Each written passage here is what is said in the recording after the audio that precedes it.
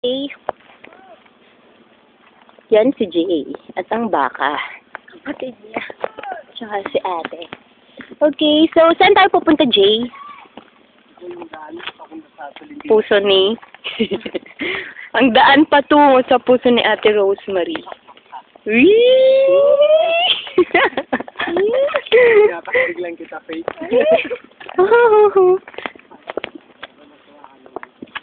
Ayan.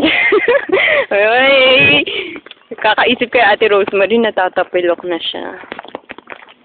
So, mag-shortcut po kami. Ililid kami ni Jay. Tour guide. Tour guide. Parang yun lang yung smell mo kanina nung nag-text ka Kaleb. Ayan na.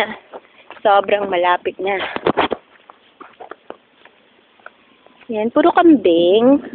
Puro kambing. Mag-anak. Malapit na dito. Puro kambing. At may asong paparating.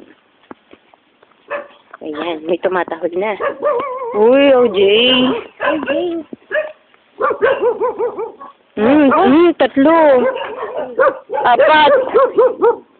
Apat na aso. Saan ba tayo? Sa kapangyarihan ko.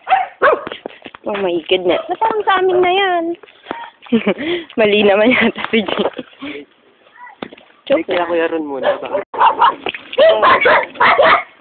Ay, sorry ako na dito. Pabulin tayo ng aso. Grabe ang adventure to. This is what I love. And, nasaan na ba tayo? Alam, may aso pang isa doon. Ay, ito na yung ilog. There. Ayun. Malapit na kami. Sa puso ni Kuya Kaleb.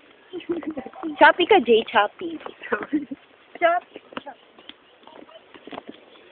Ay. Ganun pala yung impact ng text. Isang text ni Kuya Kaleb. I-stop ko naman. Okay, so... Eto na yung ilog. There, oh. Ay, hindi. Kanal. Tatawa ako, Jay. So, medyo masukal po yung dinaraanan natin ngayon. At hindi natin alam kung may mga ahas at kung ano pang iba't ibang elemento dito. Pero isa lang ang sigurado ko. We are guided.